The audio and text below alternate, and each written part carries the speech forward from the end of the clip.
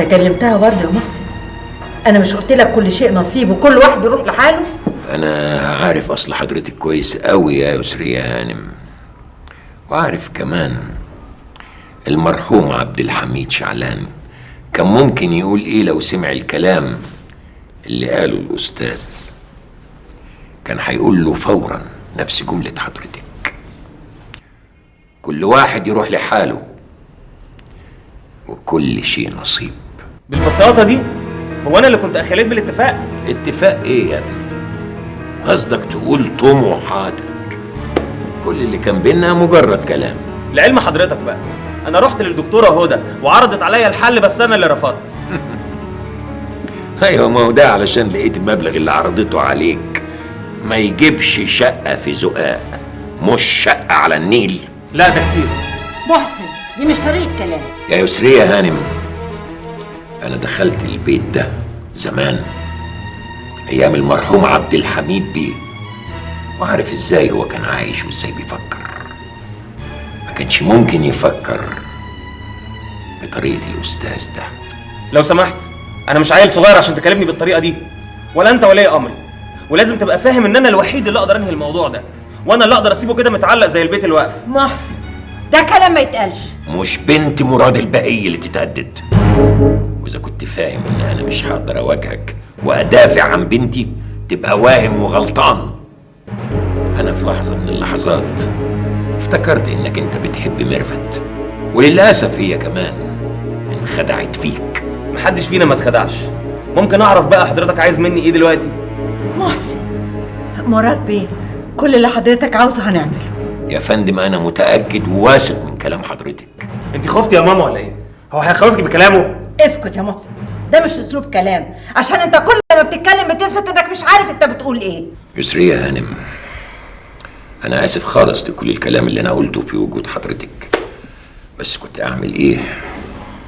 حضرتك سامعة الاستاذ والكلام اللي بيقوله. اسمع يا ابني، انا عامل حساب للعيش والملح، والمرحوم والدك الله يرحمه ورقة الطلاق تجيني في اسرع وقت، واي حاجة انت قدمتها لبنتي هترجع لك. بعد كده كل واحد يروح لحاله. انت كان لازم تروح مع باباك يا خالد. حضرتك شفتي هو رفض تماما. محسن ده مش سهل ابدا، وانت اللي كان لازم تعرفه وتفهمه هو مناسب مين. يا ماما ممكن نهدى ونستنى شويه لحد ما بابا يجي ونشوف عمل ايه؟ انا شايف انكم مكبرين الموضوع. يا سلام، والكلام اللي قاله والتهديد المباشر لاختك، نبقى كده برضو مكبرين الموضوع يا ماما، لان الكلام ده مش بتاع محسن ولا يعرف يقوله. امال ده كلام مين؟ قصدك يعني يسرية هانم؟ مش ممكن ابدا. مش يسرية هانم يا ماما، ده مجرد كلام اتقال في لحظه غضب والموضوع انتهى خلاص. واحد يا جماعه انتهت كل اماله بيدور على اي اشياء يتعلق بيها. محسن للاسف اليومين دول بيحاول يعمل زي رجاله كتير، فاهمين انهم بالبلطجه يقدروا ياخدوا كل حاجه. ده بابا. ايوه يا بابا، عملت ايه؟ هي عمل ايه؟ فهميني. انا اتكلمت معاه وفهمته ان الصفحة دي لازم تتقفل نهائي وكل واحد يروح لحاله. صحيح؟ بجد يا بابا؟ طمني يا بنتي. متشكرة يا بابا، ربنا يخليك. الله يسلمك. بابا بيقول الموضوع انتهى خلاص ومحسن هيخلص كل حاجة. قلت لكم محسن ده كان بيترعب لما كان بيشوف بابا. ده كان زمان يا حبيبي، لما كان بيمثل عشان ياخد الشقة اللي وعدوا بيها باباك. يعني ايه؟ مش هينفذ اللي بيقوله بابا؟ مش ممكن نغلط يا باشا عشان هدى المرة دي يترفض ترشيحها. ما انا فكرت في كده وما خبيش عليك واتكلمت في الحزب، بس هم عاوزين مظهر ديمقراطي وده ما ينفعش من غير معركة انتخابية. مش يمكن ده يكون لصالحك يا باشا؟ عايز تقول ايه يا عطية؟ المنافس لما يقع ويسقط قدام سعادتك احسن بكتير من نجاحك بالتزكية. فعلا ده يبقى نجاح ساحق. يا جماعة هو الواحد لما بينزل الملعب بينقي لعيب ضعيف ويهزمه؟ هي اللي اختارت غلط يا ايمن بيه. سواء هي اللي اختارت او حد غيرها مش مهم، محدش يقدر يمنع حد من المنافسة. هي دي ضريبة الديمقراطية، مش كده ولا ايه؟ ممكن تهدى كده بقى وتروق وتحكي لي بالظبط ايه اللي حصل؟ انا اصلي لسه راجع من زيارة الولد ده عريس بنتي اللي اسمه محسن ده، وراجع من عنده وانا متوتر خالص. ما يقدرش يعمل حاجه. انت بصراحه غلطان من الاصل انك رحت له، كل ده تهويش. انا اصلي عرفت من بنتي تفاصيل المكالمه اللي تمت بينها وبين محسن، بيهددها فيها، ومن وقتها عرفت اني انا السبب في المأساة اللي بنتي عايشة فيها. محدش بيعرف الناس الا لما يعاشرهم يا صاحبي. انت بس محتاج ترتاح دلوقتي. ارتاح؟ قول لي الراحة دي الاقيها فين وانا اروح ادور عليها في اخر الدنيا؟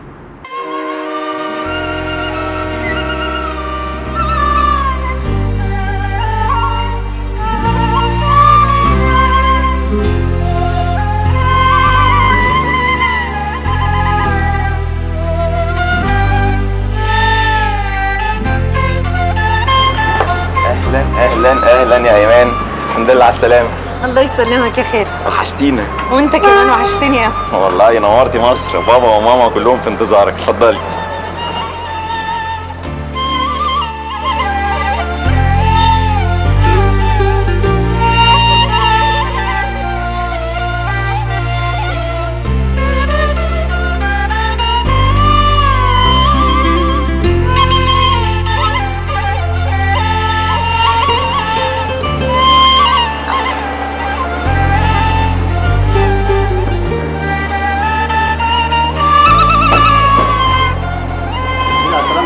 الله يسلمك.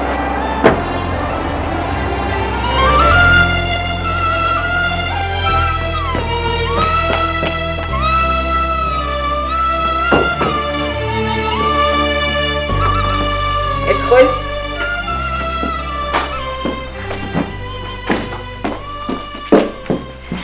ماما، ايمان جت يا ماما. طيب يا حبيبتي انزلي لها انتي وانا جايه وراكي. طب ما تيجي ننزل سوا. اللي يشوفك كده يقول انك تعرفيها قبل كده. مش بنت عمي اللي اتحرمت منها وعمري ما شفتها. ده ما يخليناش نندفع في عواطفنا الا لما نشوفها ونتكلم معاها ونعرفها كويس. ايوه يا ماما، بس ما فيش داعي ناخد منها موقف، هي ملهاش اي ذنب في بعدنا عنها، وبعدين هي جايه تقعد هنا يومين وترجع بلدها. انا ما قلتش يا حبيبتي ان احنا هناخد منها موقف، انا عارفه ومقدره كويس قوي اللي انتي بتقوليه، وعشان كده احنا هنقابلها دلوقتي ونعاملها احسن معامله. اهلا اهلا اهلا يا بنتي، اهلا الحمد لله على السلامه يا بنتي. الله يسلمك. اهلا بيك، ان شاء الله تكوني ما تعبتيش في الرحله. اتفضلي تعالي، اهلا وسهلا. اهلا يا حبيبتي، ارتاحي. اهلا اتفضلي. يلا تكوني انبسطتي كده. اهلا يا ايمان. اهلا يا بنت. ميرفت، ايوه. الحمد لله على السلامه يا حبيبتي، نورتي مصر. كان نفسي اشوفك من زمان. مرات عمك الدكتوره هدى. اهلا يا حبيبتي، الحمد لله على السلامه. اهلا، ارتاحي يا بنتي، اتفضلي. اهلا نورتينا. والله انا مش مصدقه نفسي اني في وسط اهلي وفي بيت عيلتي، زي ما اكون بحلم والله. حلم ليه يا حبيبتي؟ ده بيت عمك، يعني انت في وسط اهلك. بصراحه انا كنت هايبه اجي هنا، بس بعد المقابله دي حسيت ان انا في بيتي. انت فعلا في بيتك. قولي لي بقى ايه حكايه الدوره التدريبيه؟ الله يا ميرفت، مش وقته بقى خلاص يا بنتي. انت بقى اعملي معروف، خديها معاكي فوق ووريها تحط حاجتها فين، ترتبي امورها ازاي. البركه فيك انت بقى، مش هقول لك. حاضر يا بابا. يلا يلا يا حبيبتي. طبعا اذنك. اتفضلي.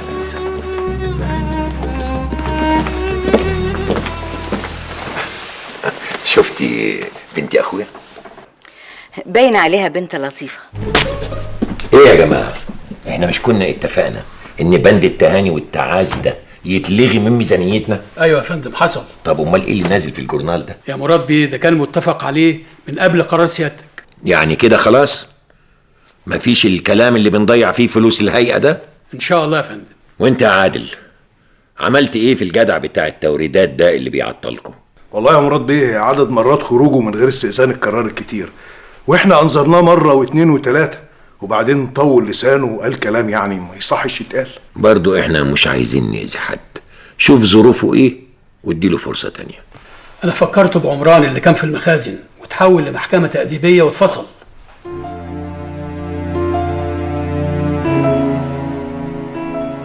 عمران السيد عمران؟ ايوه يا فندم، هو حكينا حكايته لامين التوريدات كش شويه ورجع تاني يعطل الشغل. ايه اوامر سيادتك؟ لو فضل على حاله تاخده معاه اجراء قانوني. حاضر يا مراد بيه. سعادتك تؤمر بحاجه تانية؟ والدار اخبارها ايه؟ على ميعادنا يا فندم. الاعلان نزل وبنعمل مقابلات وهنشتغل على طول. بصراحه يا فندم الدار خلصت في وقت قياسي. عايز اجيلكوا هناك الاقي الحياه دبت والدار بقى فيها حركه واستقبلوا الاطفال وابتدى الشغل. ان شاء الله يا فندم. عن اذن حضرتك. عن اذنك يا فندم. اتفضل.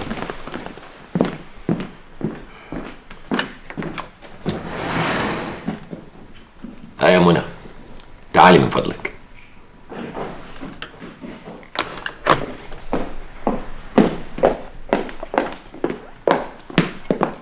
تحت امرك يا مراد بيه.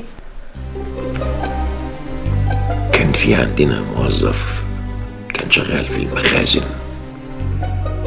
اتحول لمحكمة تأديبية واتفصل. اسمه عمران السيد عمران. تعرفيه؟ ايوه يا فندم. هاتيلي ملفه حالا.